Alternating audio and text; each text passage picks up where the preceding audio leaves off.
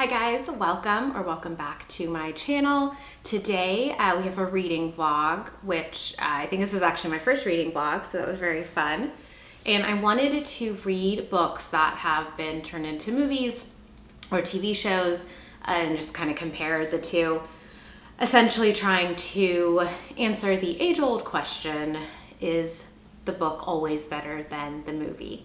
So I picked a couple of books that I wanted to read. Two of them, so I originally had three. Two of them I had not read before. One of them I had and had just turned into actually a show. So I had those three. And then in the middle of this vlog sort of challenge, I kind of picked a new one randomly. So we're talking about 4 books and their corresponding movies. The books that I read for this vlog are My Policeman by Beth Ann Roberts. This is about a couple. It's actually 3 people, a man and a woman. The man also has an affair with another man as well. This story is told from the points of view of the wife and then this the male lover.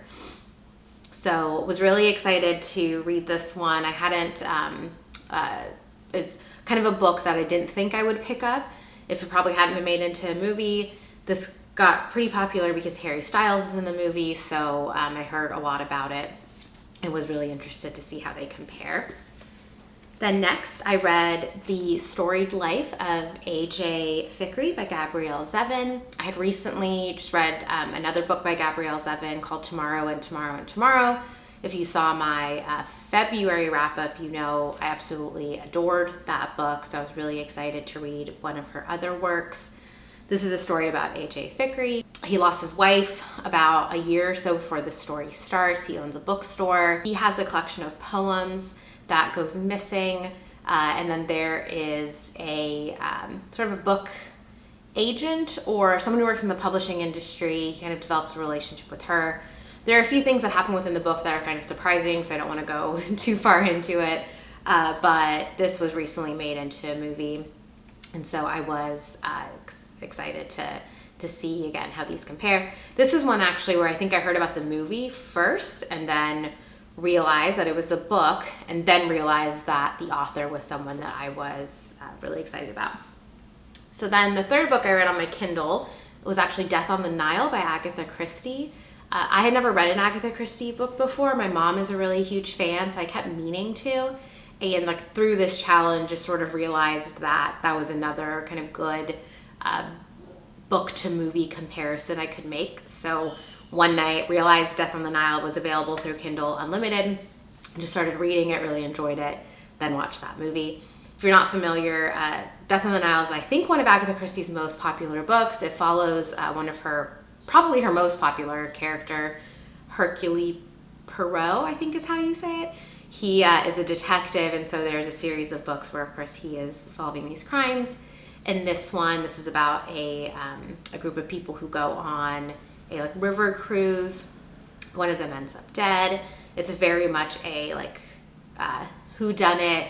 It's kind of mixed with a and then there were none type of thing. So a really interesting read. And then of course I watched the movie right after. And then lastly, Daisy Jones and the Six just recently came out on Amazon Prime. It is I think limited series.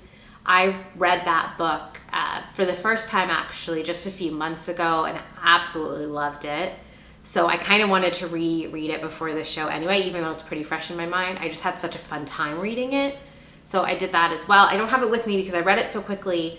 And then I gave it to a friend to borrow. So if you're familiar, that one is a sort of oral history, kind of. The way the book is written is it's very sort of interview style about Daisy Jones, who is, who was a very popular singer in the 60s, 70s, fictitious, of course, and the Six, which is a band. And so it was kind of the two of them coming together. And they were the most popular band in the world. They had one kind of world tour, and then they broke up. And so it goes into the relationships and the drama, and it's honestly such a fun time. So I was super excited for the show to come out. I've been waiting for it and kind of thought that that would be a fun way to end this vlog. So that's it. Now we're gonna jump to some of my clips of reading, and then I'll come back and tell you how or what I thought of each movie. My Policeman. I started this actually a couple of days ago.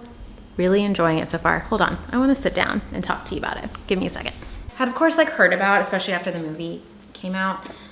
And it sounded interesting to me, but I don't think I would have picked this book up if the movie hadn't come out. And I don't know that I would have read or watched the movie if there wasn't a book. Does that make sense? Really enjoying it so far. I was actually pleasantly surprised with how this book is sort of laid out. So you're getting the story from the 2 points of view of Tom's lovers. So Marion and Patrick. And so each part, they're different parts. Each part is a different point of view. And Marion's is actually her telling Patrick this story. He is going through a health scare. I think he had a stroke. And so she's almost trying to preserve the memory for him. And then Patrick's chapters sort of retell that story from his eyes and at that time. So he's kind of writing down these things as it's happening.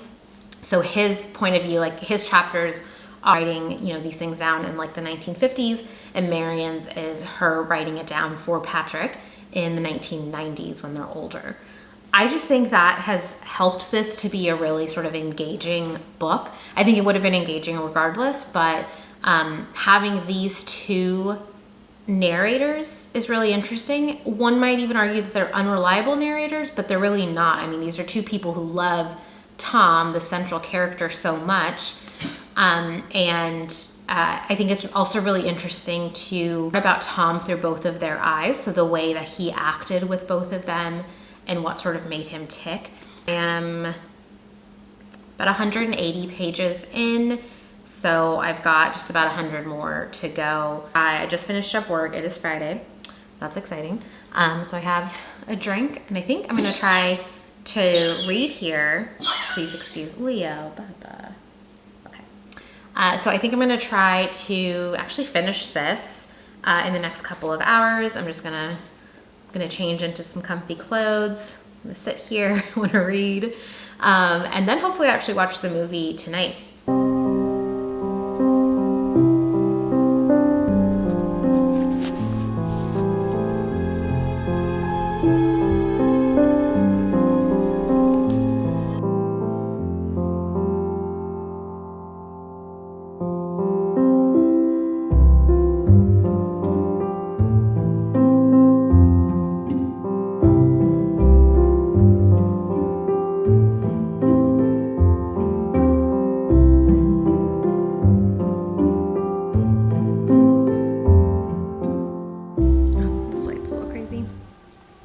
Listen, I have a lot of compassion for Tom. I really do.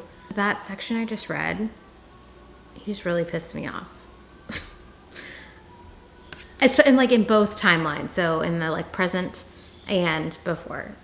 He's just, it's not great. I have a feeling it's because something's going to happen. But yeah, it's a little upsetting.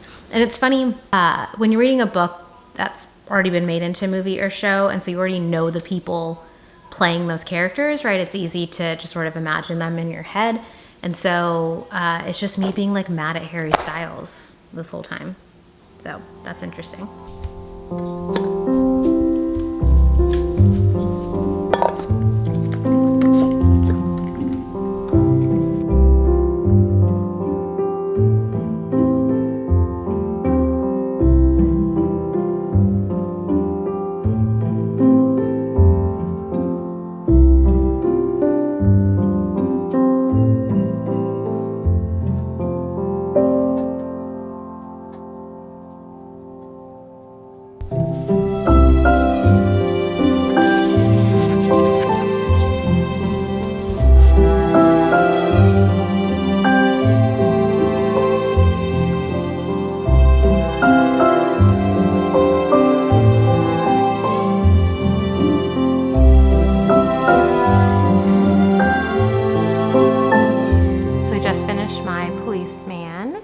this book was so sad. It was beautiful. A really good book. But God, it just makes me so sad. I'm still kind of mad at Tom. But again, I have a lot of compassion for him. I have a lot of compassion for all three.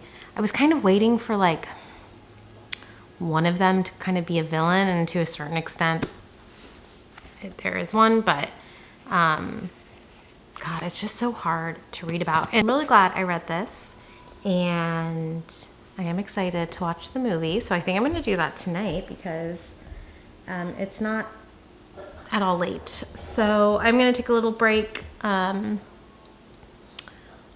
don't know, find some dinner, do something. I don't want to go straight from like the book to the movie. And this is probably the very first time that I've ever like read the book right before watching a movie or a show. So I read the book in just a couple of days. So like I think I remember like every single detail. I think this will be a really interesting watching experience. I already know, it's one of the things I forgot to say when I finished the book. I felt like the end, things happened very quickly in the end. So like the rest of the book was really enjoyable to read, but it was a little bit slow, and it really kind of focused on like one part of their lives.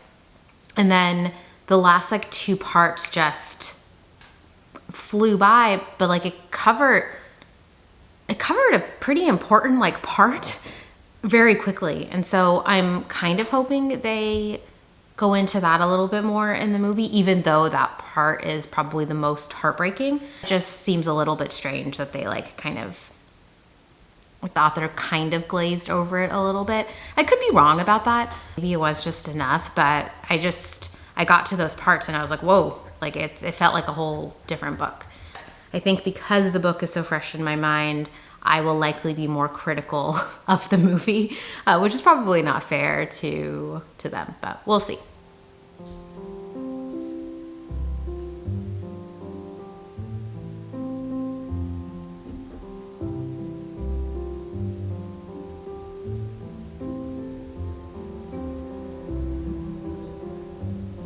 So I'm obviously going to tell you how I feel about this movie later, like after I finish it. So I promise I'm not going to give you just like a play-by-play, but there's two quick things. I'm like 20 minutes in. So first of all, I'm going to get killed for this. I do love Harry Styles. I think he's just the sweetest, puts on a great show. I saw him last year. I don't know why we keep putting him in movies. I am so aware that it is him. And part of that is of course because of the fact that he's like a huge name in pop culture and we see him everywhere. Maybe that's it, like, but it's too weird. We just need to stop putting him in movies. So young Patrick doesn't look anything like they describe in the book. Now I imagined Patrick as I was reading as this character because obviously I had like looked up the movie before, so I knew who everyone looked like. So that's fine, but I also don't know why they do that. He has a mustache in the book, and I remember that because they mention it like a couple of times, combing his mustache or something. I don't even remember exactly, but I remember thinking like, okay, this guy's supposed to have a mustache. And I think part of that's because he is older than Tom and Marion by like, I want to say 12, 13 years. Like I think they are in their early 20s and he's like 35. So maybe the mustache is just supposed to make him like feel older. So in the movie, he doesn't really look that much older than them, and he just like looks completely different than what they described. I really enjoyed the book, My Policeman. I had a great time reading it. It's incredibly sad. It was very heartbreaking, but I thought it was a beautifully written story. This was one where actually with a lot of these, you know, I don't often read a book and then like immediately go watch the adaptation. It's a really interesting thing when you kind of remember everything about a book and then you're watching the movie, and so it's very easy to compare. And I think, you know, I mentioned this before, probably a little bit unfair for me to criticize certain things because I've got the story in the book so fresh in my mind. With that said, I did enjoy the movie. I stand by my saying that Harry Styles does not need to be in every single movie. I think he's a very talented person. I just don't know if some of these roles I've seen him in are really the best for him. With that said, his character is probably the least interesting of the three. I was very interested in Patrick, and I wish we kind of got to know him a little bit more. The movie gives you sort of a better sense of their the present day life, the sort of adult, who they grow up to be. Because the part where Marion and Tom, first meet and all, they're in their early 20s.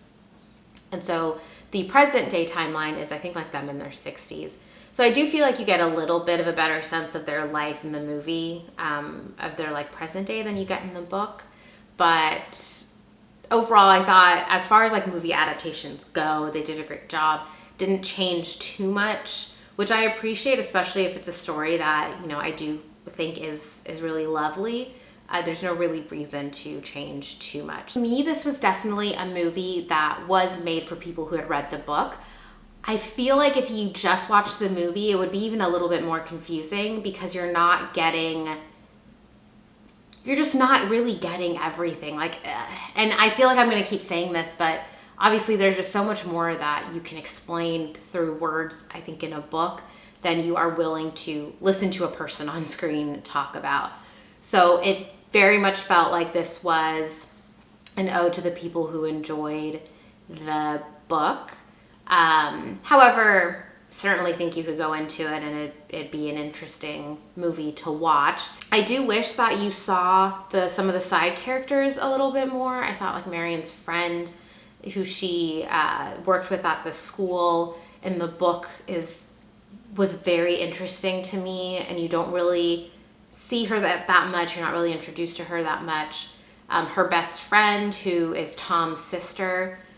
Now, you know what? I'm filming this a little bit after I've watched the movie, so now I can't even remember I feel like you barely even see his sister, if you see her at all. So it does make the movie kind of really focus on these three characters, and because, they all have their flaws, I stand by where, like, there's not really a villain, although I think Tom is fairly unlikable throughout, although you understand why he struggles with a lot of sort of inner demons, and is just someone who is not comfortable, does not feel like he can be comfortable living his truth, which you just feel so terrible for him. So again, not a villain, but is one of those where you, I think, sort of side with, either Marion or Patrick in this circumstance. But overall, just, I thought a really nicely done movie, and a beautifully written book. Good morning. So I just got back from taking little Leo on a walk. I think I'm just going to sit here and read for a little bit. So I'm super excited. I get to start a new book. So let's go grab it. So I'm reading. Where is it? There it is. This one. So we're going to start the storied life of A.J. Fickery. I keep saying Furky. That's so weird. So I'm really excited. This is not a super long book, and I am like chaotic enough to believe that I can probably finish this today. My favorite things would just pick a bookmark. I have a bunch of these like cards that I get with the wine shipment. So I get like a monthly wine shipment, and each bottle comes with a card, and they're all like really beautiful. And so what I like to do is pick one that sort of matches the book. It's very rare that I actually get something that like actually matches. This has some red.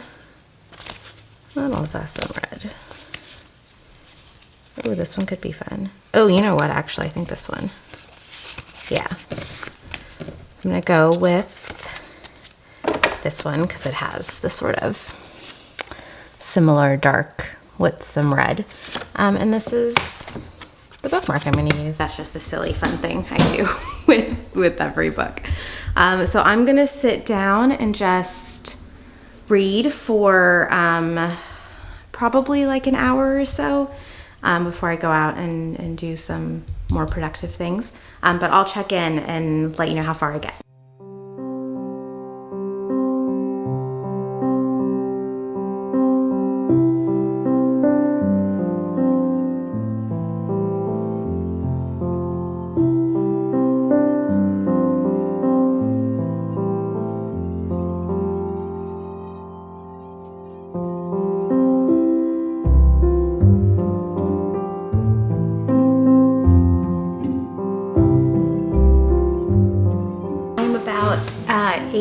pages into this one, and I really like it so far.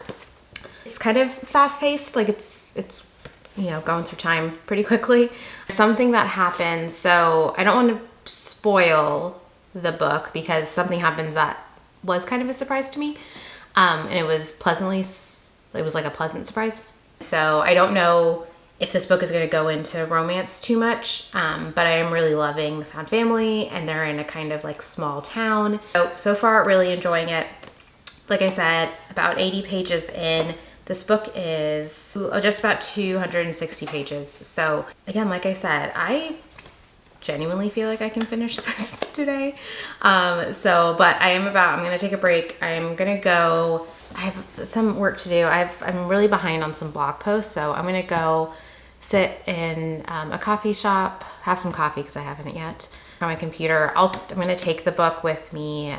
So whenever I sort of get tired of computer work, I will read a little bit more, and then I'm meeting up with a friend for a bit, and I just have some other errands to run.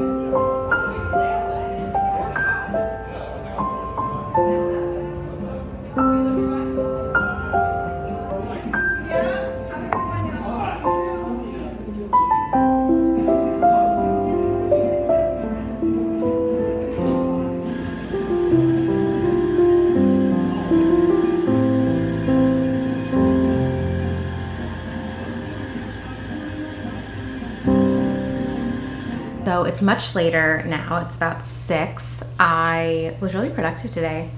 Did a blog post. I just edited a video. So I'm actually just sitting here watching it export. Unclear if I feel like posting it tonight. I should, but I don't really feel like doing the thumbnail. I also forgot to like take a photo or do something for the thumbnail. I'm still very kind of new at this video making business, so I have to figure out what to do for that. So I might leave that for tomorrow, Monsi.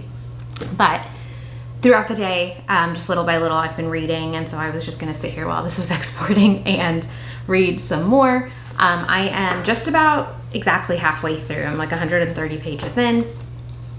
Really, really liking this. It's super cute. Did kind of dive into a little bit of a romance, so I think it's been really cute. As I'm reading it, I can tell that this would translate really well into a very specific type of movie, I think. Definitely a sort of Hallmarky, small town, just a cute movie.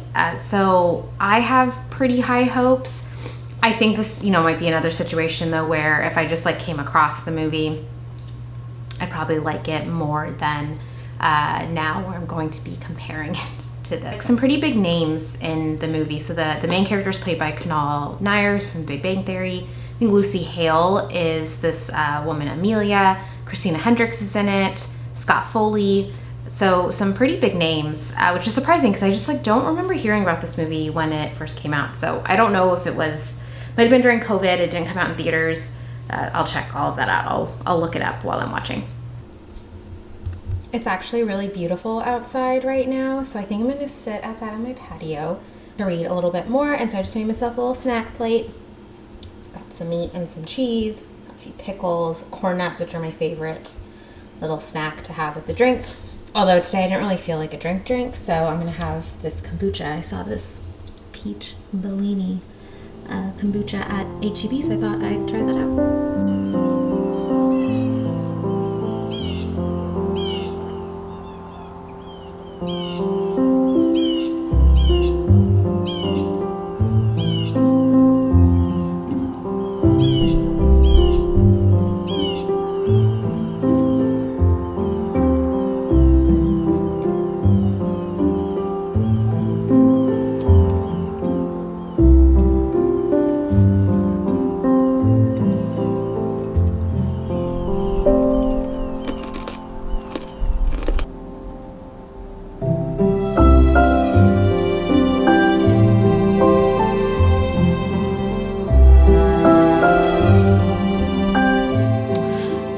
finished The Storied Life of A.J. Fikry. Glad I could finally get that right. Buddy, this was such a cute book.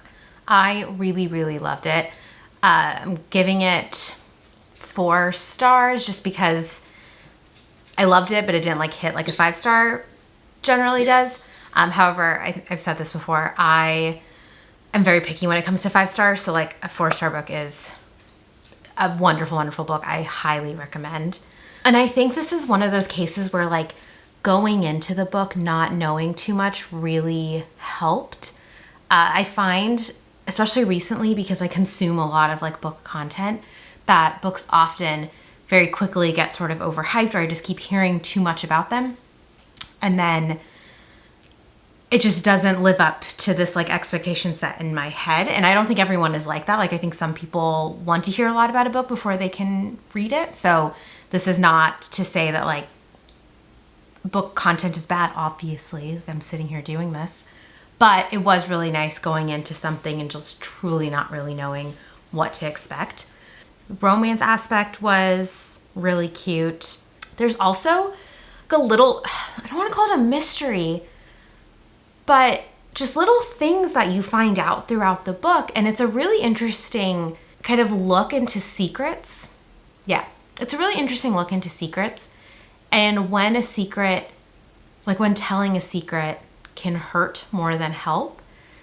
And so for a few of the characters, you know, they have these things that they know and they're trying to figure out, do I share this news? What is the good, you know, the pros and cons essentially of these things. And so you as a reader know all of this stuff, but like many characters within the book don't. And it's interesting because they don't necessarily all kind of resolve themselves. But I think I thought it was a really interesting kind of part of the book. And it made it just that much more interesting. I think without those, this would have just been a very solid, sweet, kind of cozy book to read. I did enjoy that sort of added level. But overall, really, really cute book. Highly recommend. It is, what time is it? It's like 8:40. I don't really have any other plans for tonight, so I absolutely could watch this movie. So I might. I think I very much want to just hang out in bed for the rest of the night. I'm literally already sitting in my bed. I started it here, but since I'm in the bed, I can't promise that I will finish this movie tonight. But if I don't, I'll definitely finish it tomorrow. And then, of course, we'll jump back and let you know what I think.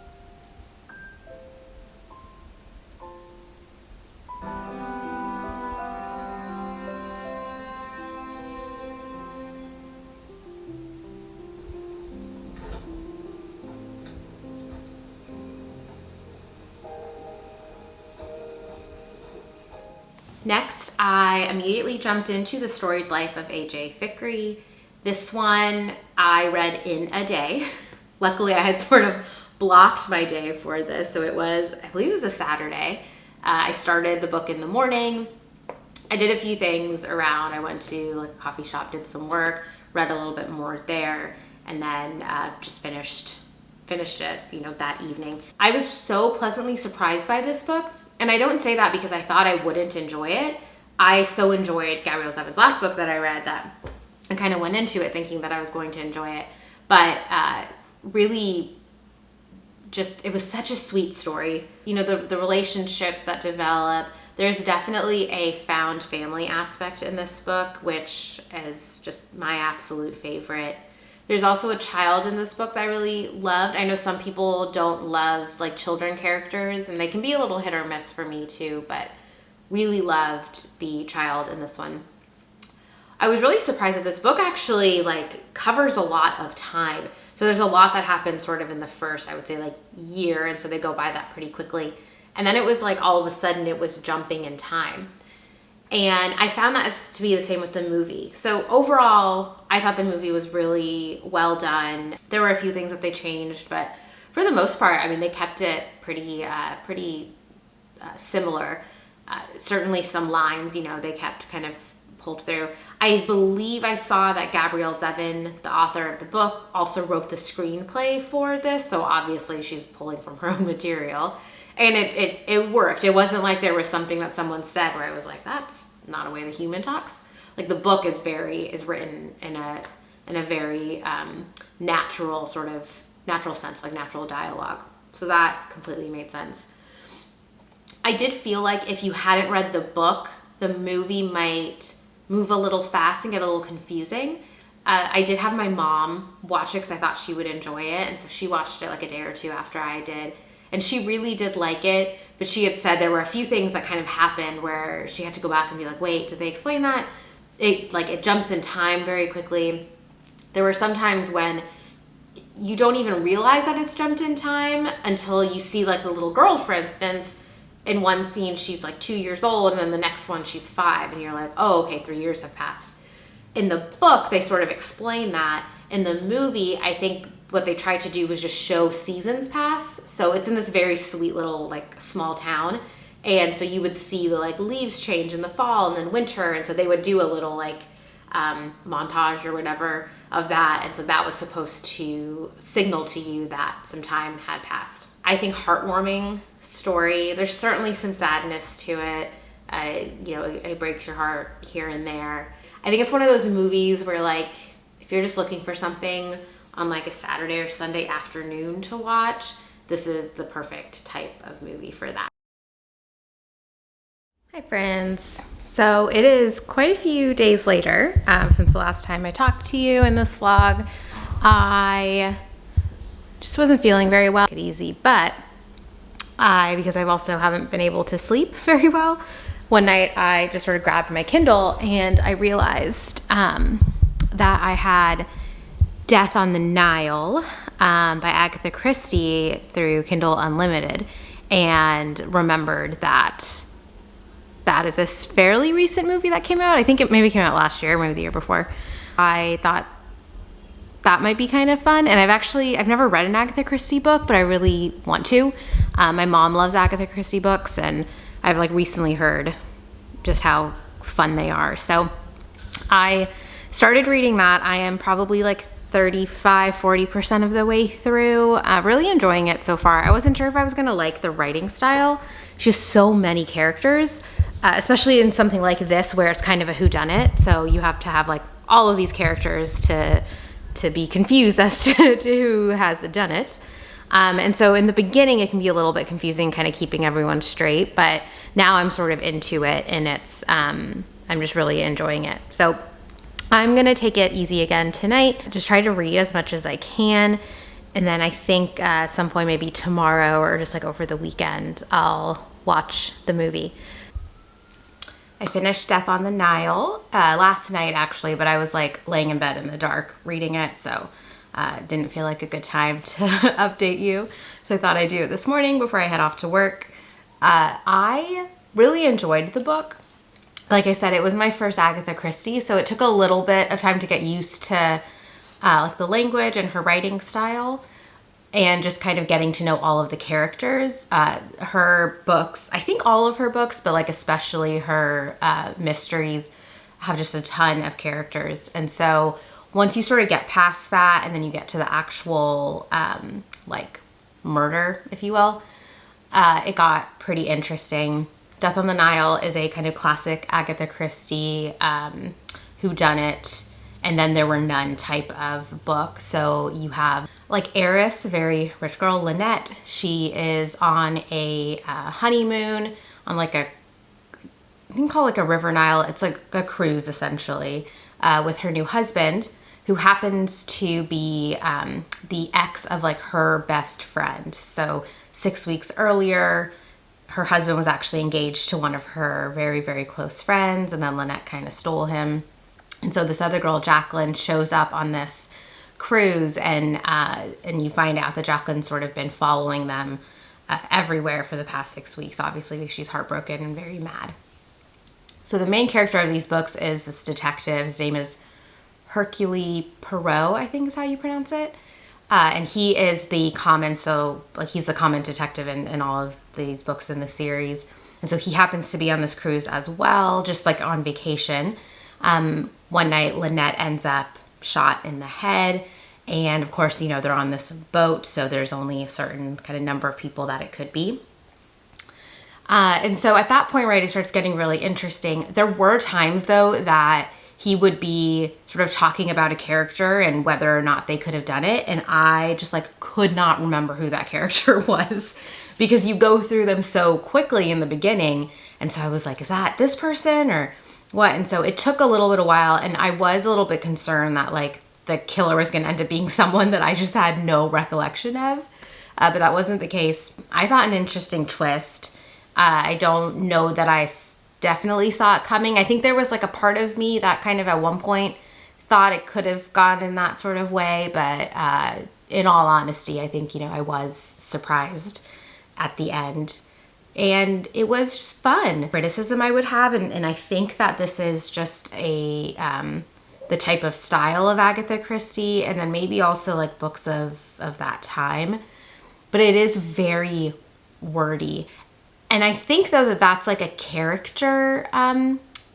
characteristic, essentially, for that detective, where he just sort of talks in circles. And I think I was just getting annoyed because I knew that, like, if I was talking to this man in real life, I would want to throw him out of a window. Like, at one point, he'd be like, I know who the killer is, and then just talk in circles for, like, 4 chapters. And obviously, it's because they're not going to, like, give it away early in the book. But I just kept thinking about, like, the other characters in the book. And they do. They're always like, oh my goodness, just tell us what you know. As someone who reads a lot of thrillers and like mystery books with the intent of trying to figure out the solve before the end of the book, just for my own amusement, this makes it really hard, right? Because there's just so many details being thrown around and it like got me a little confused. But at the end of the day, I was surprised at the end, which is always enjoyable. I do think it would translate really well on screen, so excited to watch it. It is Friday morning right now, so I'm going to head to work, and then tonight I will watch and definitely let you know what I thought. So Death on the Nile, I was really excited to watch the movie after I finished the book, which is so strange because with a mystery book, like the whole fun of it is finding out, who the killer is. And so, of course, if you read the book, you go into the movie already knowing. But I also do find it very interesting because sometimes they'll change things up. So I went into it with very much an open mind. I thought the movie was fine. I could appreciate, the names in this movie, and you got some big names in there. They had changed enough around that confused me, that sort of kept me going. One of the things I think I mentioned when I was talking about the book is there's so many characters, it can be a little bit hard to keep track of them. And so I felt like by the end of the book, I at least had the characters down. Well, then in the movie, they sort of changed some of the characters. So brought in some characters from another one of so this detective, Agatha Christie, has a bunch of books with him.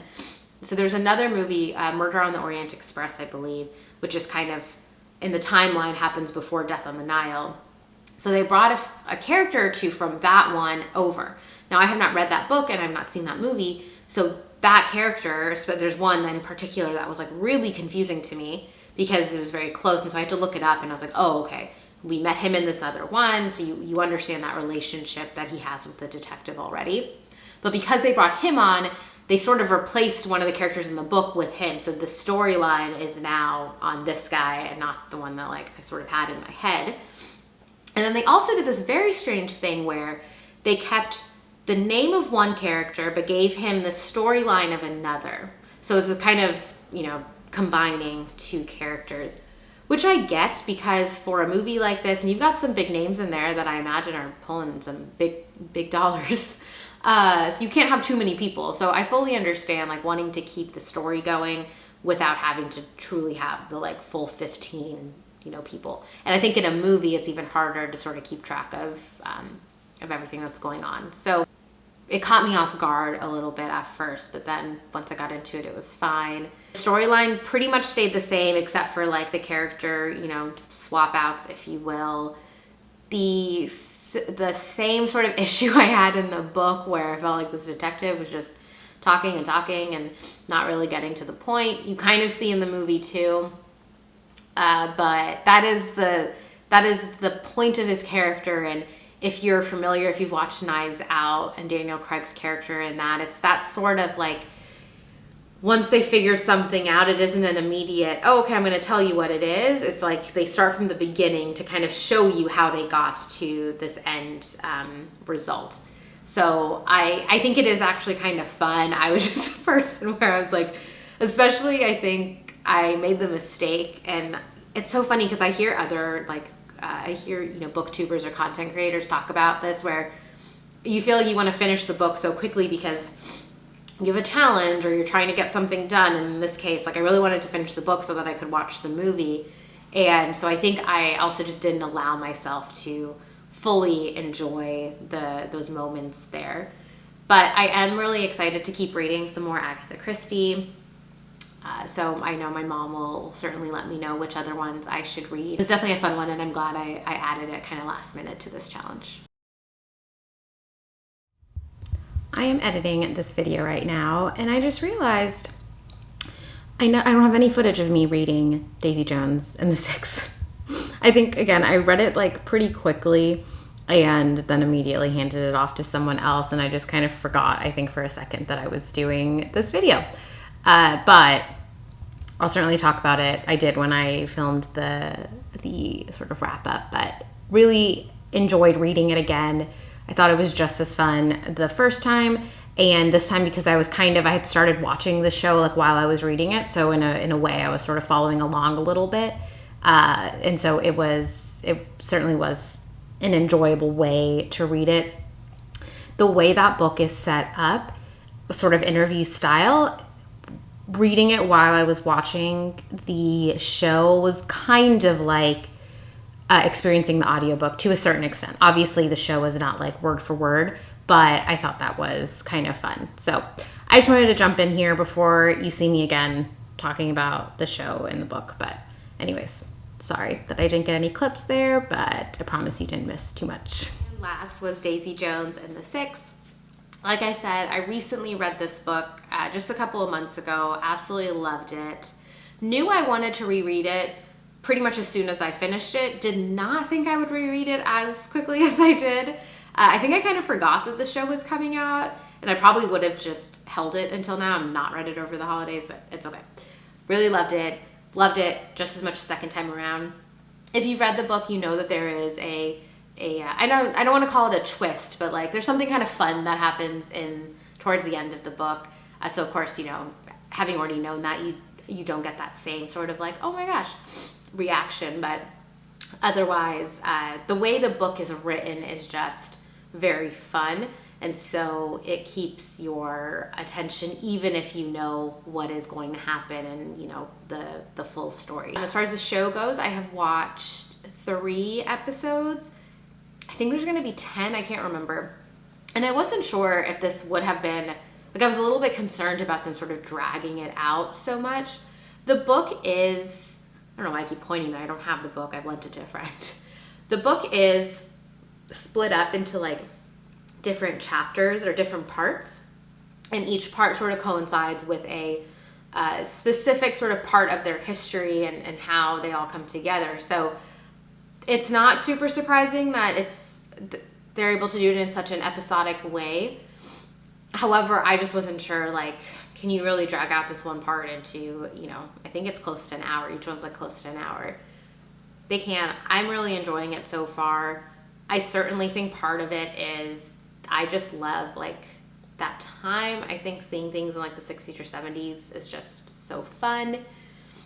I also this household is very much team Camilla. I was a little bit worried about how she was going to come off. I remember when I read the book thinking that this dynamic, especially between Camilla, so Billy is the leader he's like the lead singer of the Six, which is that band. So Camilla is his wife, and then Daisy Jones kind of joins. They do like a duet, so Daisy Jones and the Six. And of course, there's a little bit of like oh man, Billy and Daisy have this chemistry.